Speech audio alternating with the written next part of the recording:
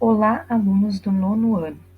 A nossa aula de hoje é sobre o componente curricular arte, eixos música e dança. A nossa última atividade foi a partir de Laban e de sua teoria sobre os poliedros. Vocês deveriam descobrir em Mary Wigman em qual poliedro mais se encaixava a sua pose dançada. A imagem da sua pose dançada estava na página 5. Também vocês deveriam dançar, criar movimentos e tentar encaixá-los em novos poliedros e desenhar qual o poliedro e qual o movimento que vocês realizaram.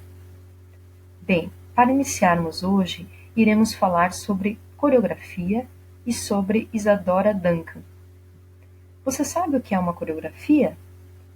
A coreografia é a arte de criar passos e movimentos que devem compor uma dança.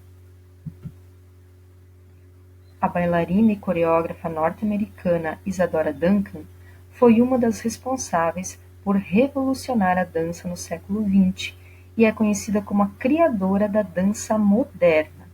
Duncan dançava descalça e não usava sapatilhas.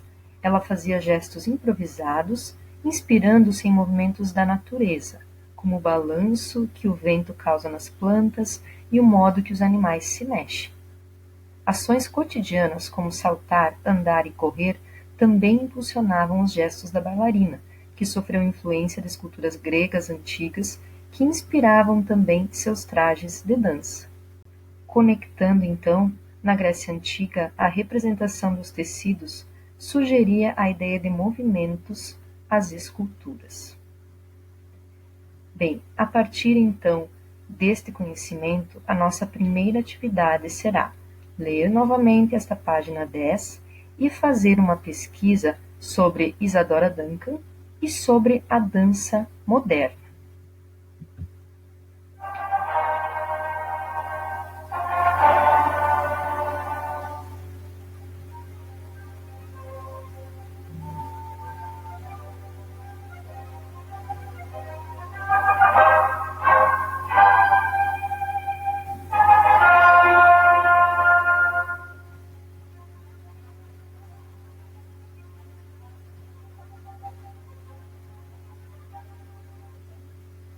Bem, nesta aula também iremos falar sobre o gestual do maestro e a expressividade musical. Na página 11 e na página 12, nós vamos adquirir um conhecimento sobre o maestro. Nós já vimos que para fazer música é quase impossível não utilizar os movimentos do corpo. Quando cantamos, fazemos sons com percussão corporal, tocamos instrumentos ou conduzimos um grupo de músicos, o movimento corporal é fundamental. O instrumentista ou cantor se utiliza de gestos para produzir sons. Por outro lado, o regente ou maestro utiliza o gesto como expressão para conduzir a execução de diversos instrumentos. Uma orquestra ou banda, independente do número de integrantes, é formado por vários artistas que tocam instrumentos diversos.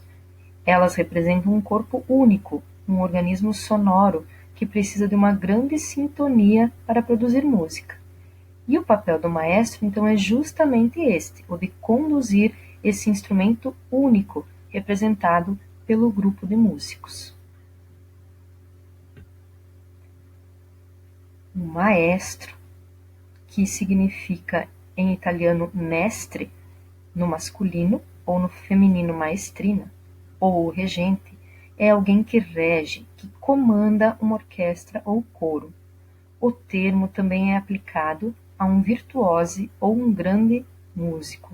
Então a palavra maestro vem de mestre. Então é todo aquele que conhece muito da sua arte, que aqui no caso é a música. A batuta é um bastão delgado aliado a uma base arredondada, chamada de pera, em geral de uma madeira leve, plástico ou fibra de vidro, com que os maestros regem as orquestras, bandas ou coros. Com os movimentos da mão direita, o regente define para os músicos o compasso e a velocidade com que a obra deve ser executada. Não fosse assim, cada músico tocaria da sua própria maneira. enquanto a plateia provavelmente sairia correndo, não entenderia nada. E a mão esquerda também é muito importante, porque ela se move junto com o resto do corpo, indicando o sentimento que a música deve exprimir, por exemplo, mais vibrante ou mais austera. Então, o maestro é um mestre, aquele que entende da sua arte, aquele que conhece a sua arte.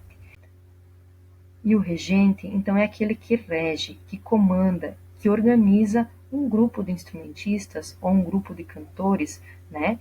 Instrumentista, no caso, a orquestra, e cantores, no caso, o coro.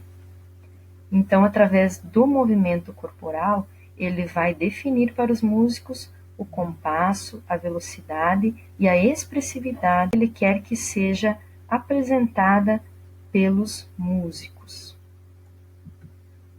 Bem, então a nossa segunda atividade será ler as páginas 11 e 12, assistir um vídeo que eu estarei enviando anexo e responder as seguintes questões.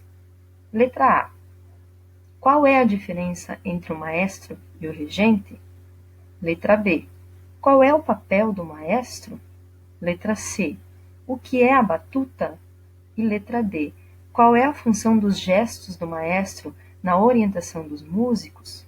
Então, a partir dos textos, da explicação no vídeo que vocês irão assistir, vocês vão responder a estas questões. E na continuação, então, vocês devem escolher uma música de que gostem bastante, pode ser qualquer música, e vocês irão brincar de ser maestro. Mas aqui a ideia é que vocês apenas sintam o ritmo, sintam a emoção e façam movimentos com o corpo, gestos com as mãos, como se vocês estivessem regendo, como se vocês estivessem organizando os sons que vocês estão ouvindo e expressando, através do que estiverem ouvindo, as sensações despertadas em vocês. Após vocês terem brincado, então, de ser regente, vocês devem escrever um pequeno relato descrevendo como foi essa experiência, o que vocês sentiram, o que vocês expressaram, como é que foi fazer de conta que você foi um maestro ou um regente. E a nossa última atividade, então, será responder as questões 1 e 2 que estão na página 15, na seção O que aprendi. A partir dos conhecimentos obtidos durante a aprendizagem do conteúdo visto sobre o movimento que nasce da dança e da música em todo o nosso primeiro volume do livro didático integrado, da nossa apostila de arte. Então, são duas questões que vocês deverão responder. A primeira, como você acredita que a dança pode se relacionar com a música? Em sua opinião, é possível dançar sem música?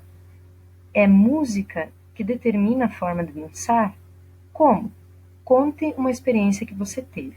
Então, são várias questões, né, dentro de uma, que embasam o nosso conteúdo relacionado ao movimento que nasce da dança e da música, a partir dos conhecimentos que vocês obtiveram, então, durante este conteúdo do primeiro volume, vocês irão responder essa primeira questão.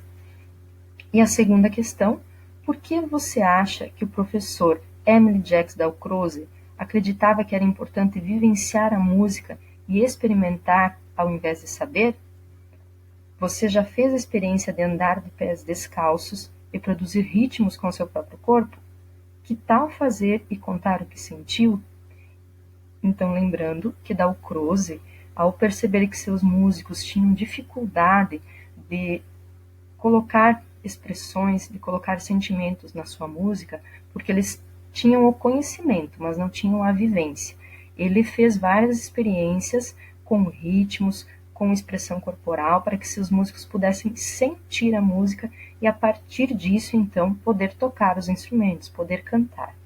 Então, aqui você vai responder sobre o professor Emily Jacques Dalcroze e por que, então, que era importante vivenciar a música e experimentá-la ao invés de só saber de música.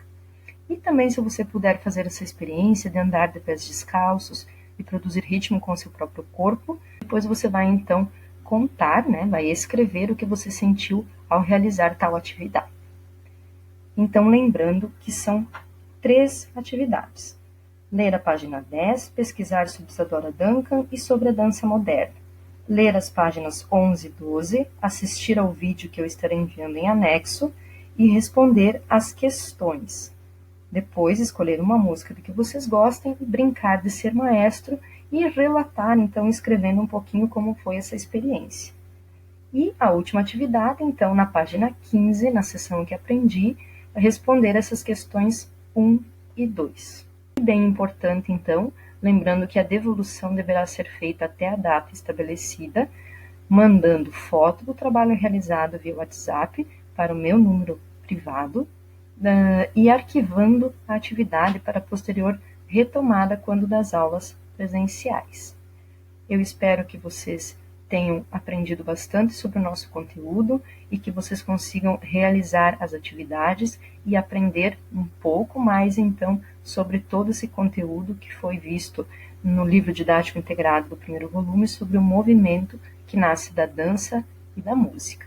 Até a próxima!